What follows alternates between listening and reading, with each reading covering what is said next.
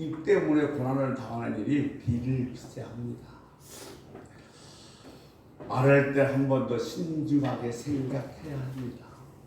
제가 지지난 시간에도 말씀드렸습니다만 민수기 14장 28절 말씀처럼 하나님이 당신의 삶을 두고 맹세하셨습니다.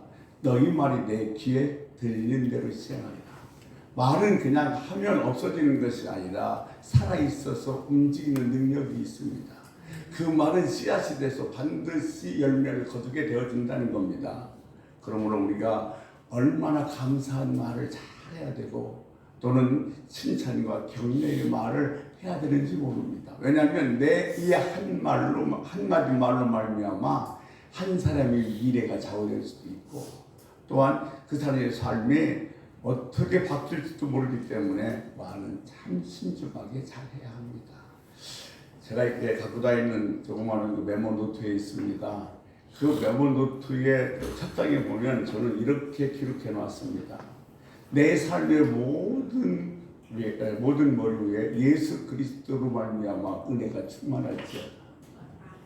믿음이 충만할지어다. 감사한 말이 충만할지어다. 위로의 말이 충만할지어다. 축복의 말이 충만할지어다. 격려의 말이 충만할지어다. 늘 그렇게 좋은 말만 하며 살겠다는 의미에서 그렇게 적어놨습니다만 우리는 말을 먹고 삽니다. 미국의 한 교도소에서 재수자를 상대로 딱 조사해봤더니 90%가 어릴 때부터 부모들에게 이런 말을 듣고 자랐다는 겁니다. 너 같은 녀석은 결국 교도소에 가고 말 거야. 그 말대로 그들은 결국 교도소에 와 있었던 겁니다. 괴테는 이런 말을 했습니다. 눈에 보이는 대로 그 대접을 그 이하의 사람이 되지만 그의 잠재력을 보고 대접을 하면 훨씬 더 나은 훌륭한 사람의 삶을 살 수가 있다. 그러니까 언어를 다스릴 줄 아는 사람이 세상을 움직이는 사람이고 훌륭한 지도자치고서 언어를 다스리지 못한 사람은 보지 못했습니다. 새로운 가능성은 누구에게나 다 열려있는 건 아닙니다. 누구나 모든 삶이 다 복되고 잘 되는 것은 아닙니다. 우리들이 삶의 승패는 어디에 달려있는가 하냐면 말에 달려 있습니다. 그래서 우리는 두 가지 말을 잘 다스려야 되고 좋은 말을 할 습관을 길러야 합니다. 그럴 때 우리 미래가 달라질 줄로 믿습니다. 그러므로 우리는 늘 감사하는 말을 해야 합니다. 희망적인 말을 습관적으로 하며 살아야 될 줄로 생각이 됩니다. 여러분 자녀들과 아니면 여러분 남편, 여러분 아내, 여러분 교부 아니면 직장 동료에게 격려의 말이 고약이 된다는 사실을 잊지 마십시오. 격려 한마디가 그 사람을 다시 살아날 수 있게 만드는 거예요. 고약입니다. 미국의 존스 홈키스 병원의 소아신경외과 과장인 벤 카스는 세계 최초로 새쌍둥이의 분리를 성공했던 의사입니다. 그는 우리 한국에서는 생각을 크게 해라, 큰 생각을 하라는 저자로 알려져 있습니다만 흑인 빈민가에서 태어났습니다. 흑인 빈민가에서 태어나서 문제아이였는데 이처럼 세계 최고의 의사가 될 수 있었던 비결이 뭐냐고 기자가 묻자 그는 이렇게 대답했다고 합니다.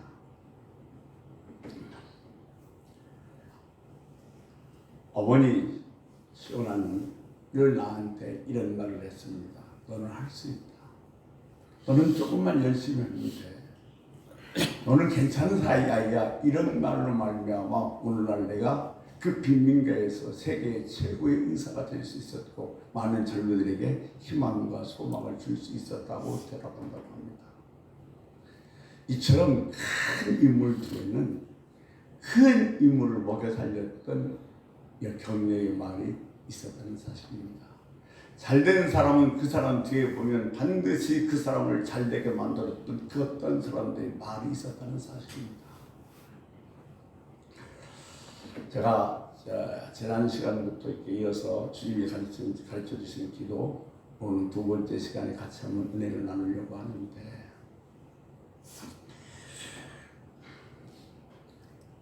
주기도에서 첫 번째로는 하나님 아버지 이름을 거룩히 여김을 받으시오며라고 기도하라고 가르쳤습니다. 이 이름은 하나님 자신을 가리킵니다. 여기서 거룩하시다는 말은 다르다는 겁니다. 그러니까 하나님은 우리와 다르다.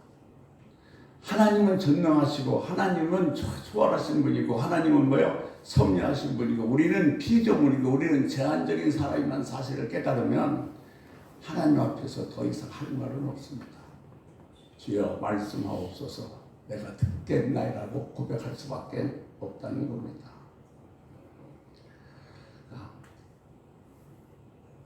하나님이 얼마나 의로운 분이신지 얼마나 능력 있는 분이신지 얼마나 선하고 아름답고 정말로 그 모든 것이 완전하신 분인지를 우리가 깨달으면 하나님 아버지 이름을 거룩히 여김을 받으시옵소서라고 기도하지 않을 수가 없다는 겁니다. 이렇게 아버지 이름이 거룩히 여김을 받으시오며 하며 기도한 다음에 이어서 나라의 임하옵시며 기도하라고 우리들에게 가르쳐주고 있습니다. 근데 여러분 우리가 한 가지 오해할 것은 나라의 임하옵시며 새 표준 번역에는 나라가 오게 하시며 그랬는데 지금 여기에 하나님 나라가 없으니까 하나님 나라가 오게 해달라는 기도는 아닙니다.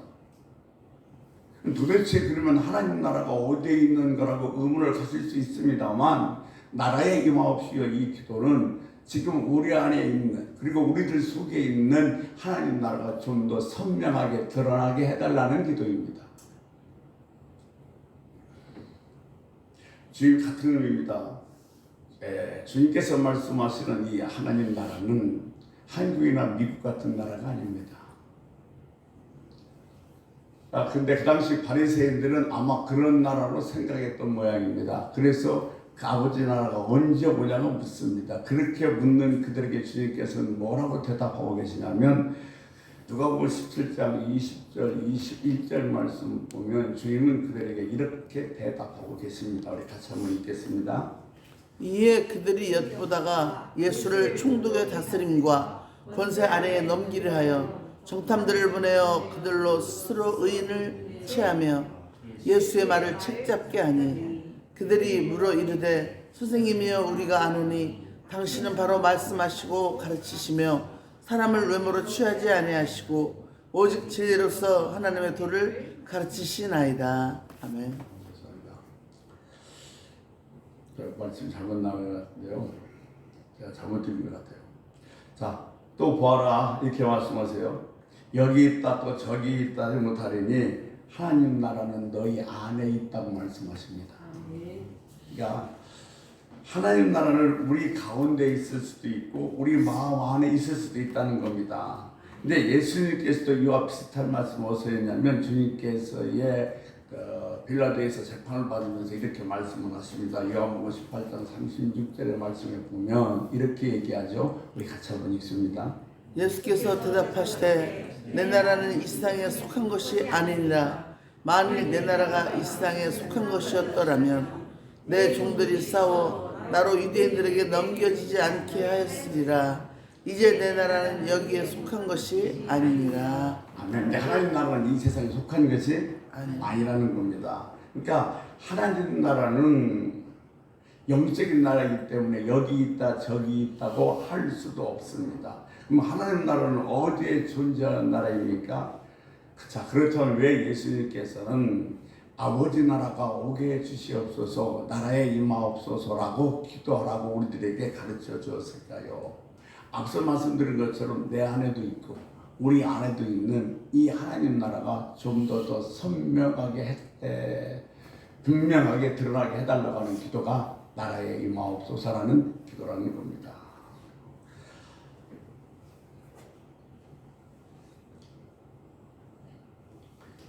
나라에 임하옵시며 하나님 나라가 오게 하소서 이 말은 지금 없는 나라가 다시 여기 오게 해달라는 그런 기도가 아니라 이미 와 있는 우리들 속에 와 있는 이 하나님 나라가 좀 더 분명하고 확실히 드러나게 해달라는 기도가 나라에 임하옵시며라는 기도라는 겁니다.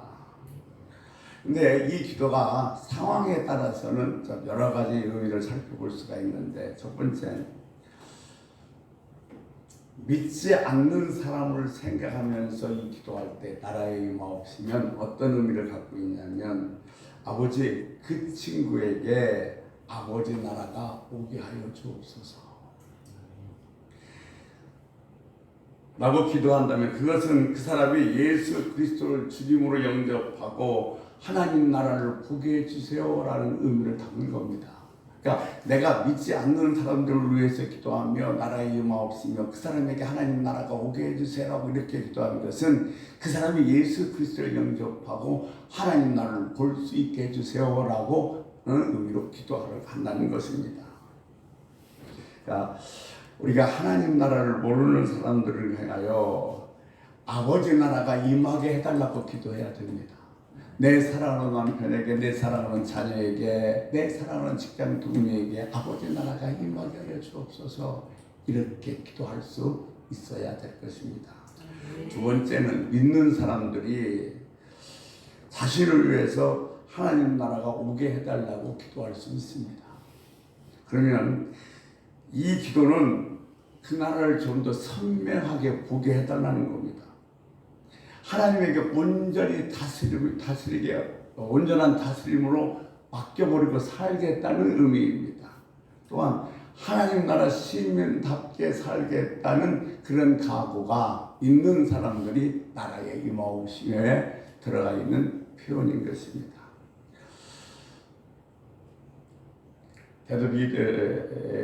데비드 탐스라는 사람은 이렇게 말했습니다. 나라의 임하옵시며 나라가 오게 하옵소서, 이 말을 뒤집어서 말하면 내 나라가 끝나게 하여 주옵소서라는 이야기라는 겁니다. 내 나라, 내가 원하는 나라에 갇혀 있어서는 절대로 하나님 나라가 내게 임하지 않기 때문입니다. 그래서 하나님 나라의 시민으로서 살아가는 사람은 한번 이게 우리가 예수 믿는 사람들이 나라의 임하옵시며 이렇게 얘기하면서 나는 예수를 믿음으로 하나님 나라 시민으로 살아가는데 한 번에 완전하게 살아갈 수는 없습니다. 그러니까 매일매일 좀 더 또 내가 확실하고 분명하게 하나님 나라 시민답게 살아가게 해달라는 기도가 믿는 사람이 하나님 앞에 하는 기도, 나라의 임하옵시며 기도라는 것입니다. 세 번째, 아버지 나라가 오게 해 주옵소서. 이것은 이 세상에 대한 중보 기도이기도 합니다. 이 세상은 우리가 사는 세상과 너무 차이가 있습니다. 이 세상은 하나님 나라의 나라와는 너무 차이가 있다는 거예요. 근데 우리는 간절한 마음으로 아버지 나라가 속히 오게 해 주옵소서. 이 나라에 우리가 알고 우리가 아는 하나님 나라가 그 나라와는 전혀 다른 이 세상의 나라에 아버지 나라가 오게 해달라는 세상을 향한 중보 기도가 나라의 임하옵시며 그 기도 속에 포함됐다는 겁니다. 하나님 나라를 보는 이들이 좀 더 많아지고 그 나라의 시민으로 사는 사람들이 더 많아져서 이 세상이 좀 더 하나님 나라의 모습에 가까워질 수 있도록 해달라는 기도가 나라의 임하옵시며 세상을 위한 중보 기도에 포함되는 겁니다. 네 번째, 나라의 임하옵시며 하나님 나라가 오게 해달라는 것은 이 기도는 역시 새로운 예수 그리스도의 역사, 주께서 재림하실 때 새하늘 새 땅이 속히 오게 해달라는 소망이 찬 기도가 나라의 임하옵시며 속에 포함되어 있는 것입니다.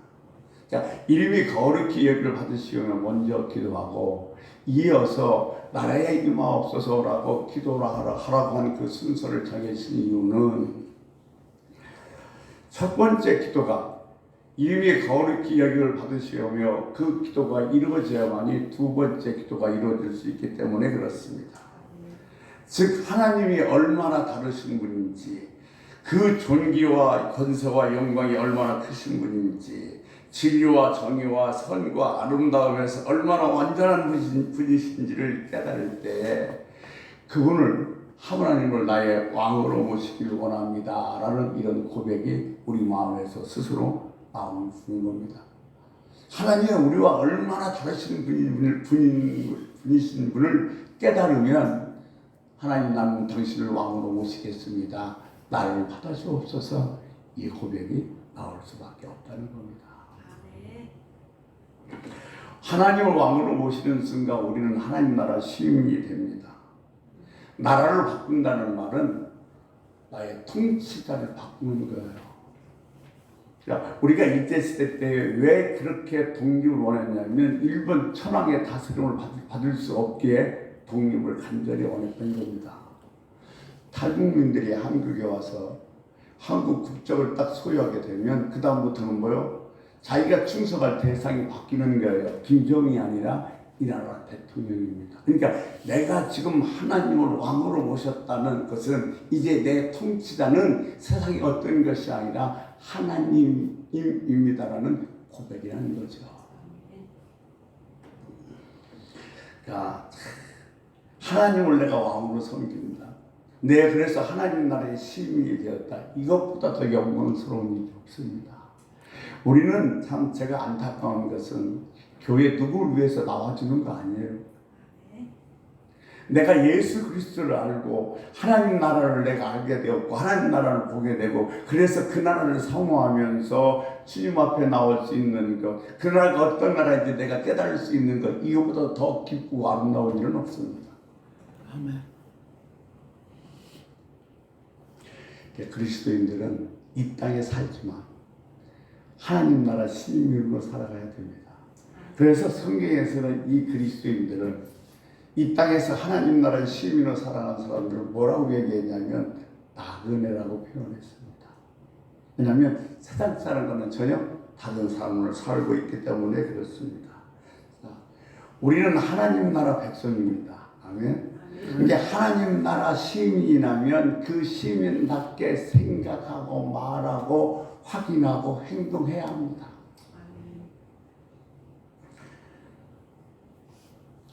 자, 우리는 이 땅에서는 전혀 바꿀 수 없는 하늘나라의 가치관을 갖고 살아가는 사람인 줄 믿습니다.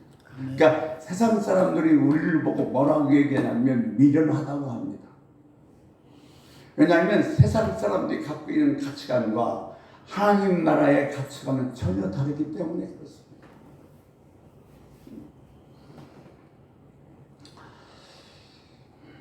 어머니 저랑 얘기하다가 우스갯소리로 이런 얘기를 하더라고요.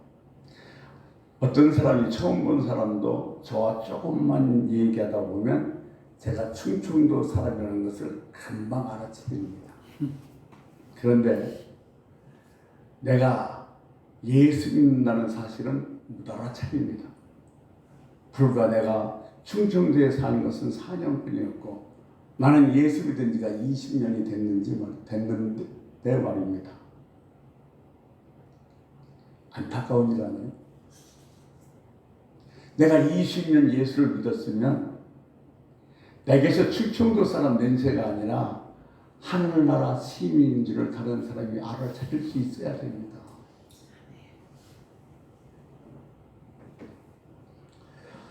하나님 나라를 믿고 그 나라의 시민으로 살아간다면 뭔가 달라야만 합니다. 여러분 구름에 달 가듯이라는 그 시 혹시 아세요? 근데 구름에 달 가듯이 그 시를 한번 이렇게 생각해 보면 참 묘한 그 어떤 의미가 담겨져 있어요. 이 구름에 달 가듯이 때 가면 꼭 부딪힐 것 같은데 부딪히잖아요. 정말 너무 자연스럽게 흘러가고 있어요. 구름에 달 가듯. 마치 물 위에 배가 가는 말입니다. 그러니까 이 세상에서 나그네로 살아가는 저와 여러분은 이 세상에서 뭐 부딪힐 게 없어야 돼요. 내가 정말 잡히는 게 없어야 됩니다. 구름에 달 가듯이 그냥 아주 자연스럽게 흘러갈 수 있어야 돼요.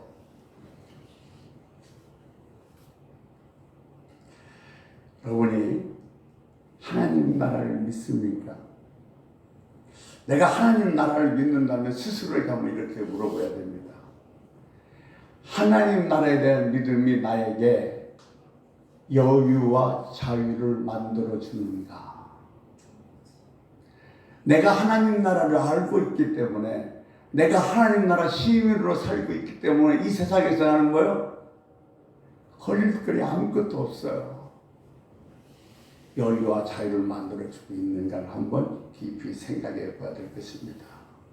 근데 안타깝게도 오늘날 정말 믿는 사람이 믿지 않는 사람보다 더 많은 세상의 욕심과 애착심을 가지고 세속적으로 살아가는 것이 보일까요? 그러니까 하나님 나라 사람들은 어떤 일을 하든지 신실하게 해야 됩니다. 그런데 거기에 집착은 하지 말아야 돼요. 버릴 땐 버리고 떠날 땐 떠날 줄 알아야 됩니다. 이것이 하나님 나라 시민들이 갖고 사는 시민 의식이에요.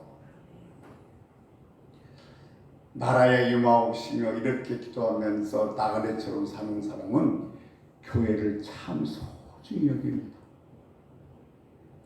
왜냐하면 하나님 나라가 이 땅에 임하는 과정에 있어서 교회가 담당하는 일이 참 소중하기 때문에 그렇습니다. 그러면 하나님 나라가 임하옵시며 하나님 나라가 이 땅에 오게 되는데 그 교회에 사는 중요한 역할 4가지만 잠깐 살펴보도록 하겠습니다. 첫째, 하나님 나라의 교회는 하나님 나라에 대한 실습장입니다. 교회는 하나님 나라를 배우는 것입니다. 세상 어디에서도 하나님 나라에 대해서 가르쳐 주거나 하나님 나라 시민에 대해서 교육하는 것은 없습니다. 오직 교회에서만 하나님 나라에 대해서 이야기하고 하나님 나라 시민이 어떻게 살아야 되는지를 설명해 주고 있습니다. 그런데 오늘날 교회에서조차도 하나님 나라에 대해서 침묵하고 있습니다. 하나님 나라 시민은 어떻게 살아야 되는가, 하나님 나라를 어떻게 사모해야 되는가, 이런 것이 아니라 어떻게 하면 세상에서 잘 먹고 잘 살 수 있을까, 여기에 초점이 맞춰져 있어. 그러니까 내가 세상에서 잘 살기만 원한다면 하나님 나라의 이야기, 예수 그리스도의 복음은 별 매력이 없습니다. 그러니까 세상 사람들, 교회 안에도 마찬가지죠. 아직도 지금도 하나님 나라를 보지 못한 사람들이 자꾸만 성공과 출세를 원하니까 하나님 나라 이야기보다는 어떻게 하면 세상에서 잘 살고 잘 먹고 출세하고 있는가를 이야기한다면 이것보다 안타까운 일은 없습니다. 세상 사람들에게는 별 매력이 없고 그들은 달갑게 여기지 않는다 할지라도 우리는 계속해서 이 하나님 나라에 대한 복음을 이야기해야 됩니다. 왜? 이것이 사람을 살리고 세상을 구원하기 때문에 그렇습니다. 교회는 하나님 나라의 학습장입니다. 두 번째, 교회는 하나님 나라의 삶을 실습하는 삶의 현장입니다. 외롭고 힘든 나그네가 혼자 길을 가다가 덫을 만나면 얼마나 힘이 되고 위로가 되겠습니까? 이게 이 세상과 전혀 다른 가치를 갖고 살아가니까 세상에서 힘들고 어려워요. 근데 그 나그네들이 모여서 사는 나그네 공동체가 어디냐면 교회라는 겁니다. 근데 이 공동체는 높아지는 사람은 낮아지고 낮아지는 사람은 높아지는 새로운 질서를 체험하는 삶이에요. 경제력이나 사회적 지위에 따라서 차별하게 대우하는 것이 아니라 오직 하나님 형상만 보고 평등하게 대하는 그 새로운 질서를 경험하는 삶의 현장이 교회입니다.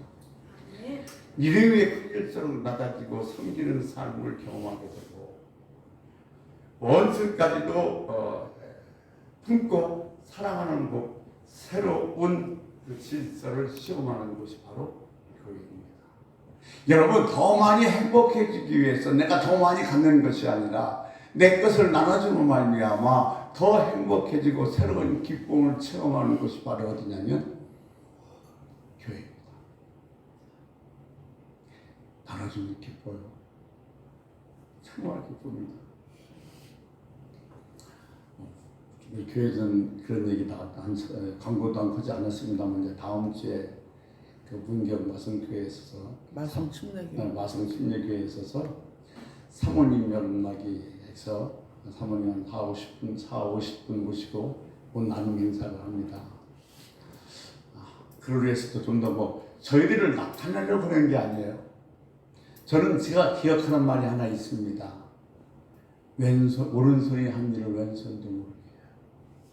이건 오직 예수 그리스도 영광을 위해서 하는 거예요. 당신 그렇게 힘든데 그 일 왜 해? 너나 잘 먹고 잘 살아. 그런데 그 일은 하나님의 영광을 위해서 하는 거예요. 내가 고생스럽고 내가 힘들어도 그분의 이름을 위해서 하는 거예요. 그럴 때 그 나눔이 얼마나 행복한지 몰라요. 다음 주 행사를 위해서 많이 기도해 주시기 바랍니다. 자, 세 번째, 교회는 하늘나라, 하나님 나라가 어떤 것인지를 보여주는 모델 사회입니다. 세상에요, 교회는 완전할 수 없습니다. 그리고 세상 사람도 교회에 대해서 완전한 것을 기대하지는 않습니다. 그러나 교회는 뭔가 조금은 달라야 된다고 생각합니다. 그러니까 세상 사람들이 교회를 보면서 뭐라고 얘기하냐면, 저 사람들 왜 저렇게 살지? 뭐가 다르다는 것을 볼 수 있어야 됩니다. 교회가 세상 사람과 똑같아지면 교회는 교회에서의 의무와 사명을 잃어버린 것과 똑같습니다. 불행하게도 오늘날 교회에서는 믿지 않는 사람보다도 더 부끄러운 일을 하고 있는 형편입니다만, 세상 사람들이 교회를 보면서 달라. 뭐 대단한 건 아닌데 뭐가 좀 달라 살아가는 게 이렇게 인정하고 그것을 보여줄 수 있을 때에 비로소 교회가 하나님 나라의 모델을 보여주는 삶을 살게 되어지는 것입니다.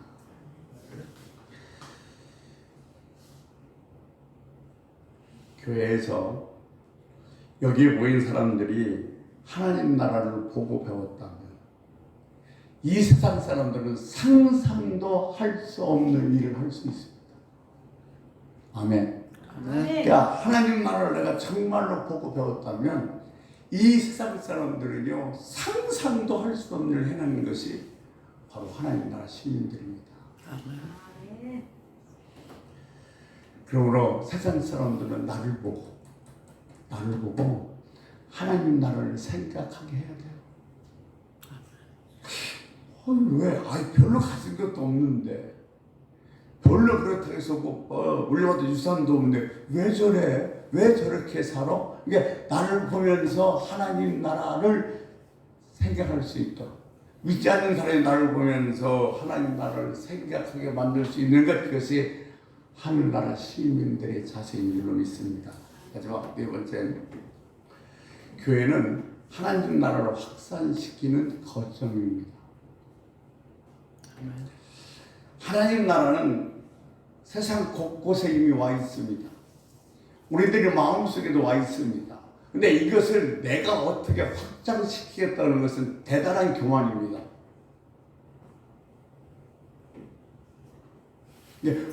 우리 가운데에 지금 와 있는 하나님 나라를 좀 더 선명하게 드러나게 하는 것이 바로 전도고 선교입니다.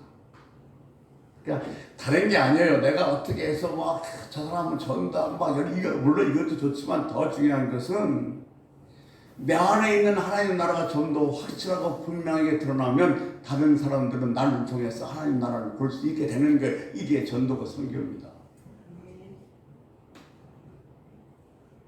그렇다고 했잖아요. 미국의 선교사가 이 흑인들로 모여 사는 서울에 가서 복음을 전했답니다. 추장이 많은 부족들이 모여서 그 복음을 듣고서 추장이 마지막 하는 말이, 오케이, 다 들었다. 그러나 나는 앞으로 보겠다. 네가 어떻게 살 것이냐. 살면서 보여줘야 된다는 거죠. 우리의 삶에서 하나님 나라를 보여줘야 돼요. 그것이 전도고 그것이 선교인 줄로 믿습니다. 아멘. 우리나라에서 이미 전설적이 되어버린 거스 히딩크 감독이 있습니다. 아시죠? 축구 대표팀 감독. 그가 우리나라 축구팀 대표 감독을 맡고 승승장구를 할 때 그가 유명한 말을 했잖아요. 나는 아직도 배고프다. 여러분 배고프세요? 나는 하나님 나라에 대해서 배고파요. 지금 내 가정에, 내 남편의, 내 아내의, 내 자녀의, 내 이웃에 대해서 하나님 나라에 대해서 배고파요. 그들에게 하나님 나라가 보여졌으면 좋겠어요. 예, 우리들에게 이 배고픔이 있어야 된다는 겁니다. 하나님 나라에 대한 배고픔.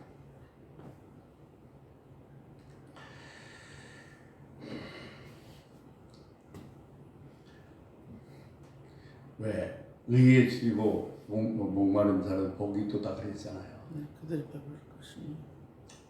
근데 그 말을 이 말로 딱 연결시켜 보면 하나님 나라에 배고픈 자가 복이 있는 거예요. 나는 하나님 나라가 좀 더 많은 사람들에게 보여졌으면 좋겠어. 나는 나를 통해서 하나님 나라가 좀 더 정확하고 확실히 보여졌으면 좋겠어. 나는 다른 게 아니라 하나님 나라에 대해서 배고픔이 있어. 이것이 진정한 하나님 나라를 살아가는 천국 시민의 자세인 줄로 믿습니다. 하나님 나라를 임하옵소서. 하나님 알아서 하시옵소서가 아니라 하나님 나라가 이 땅에 오는데 나를 사용하여 주옵소서라고 기도할 수 있는 저와 여러분이 되시기를 주님으로 소원합니다. 아멘. 하나님, 나 배고파요. 하나님 나라에 배고파요. 그 절실한 배고픔을 달라고 우리 주의 한번 부르고 통성으로 기도하다가 자연스럽게 마무리하겠습니다. 하나님 나라에 대한 배고픔을 주옵소서. 주의 한번 부르시겠습니다. 주! 하나님, 나를 통해서 내 안에 있는 하나님 나라가 좀 더 선명하게 드러나기를 원합니다. 나 하나님 나라에 대해서 배고파요. 좀 더 많은 사람들이 하나님 나라를 보았으면 좋겠어요. 알아야 하는데 나를 통해서 그 하나님 나라가 드러날 수 있도록 하나님 나라에 대한 절실한 배고픔이 있게 하여 주셔서 내가 살아가는 삶의 현장마다 하나님을 드러나 보일 수 있는, 그래서 이 땅에 하나님 나라가 나를 통해서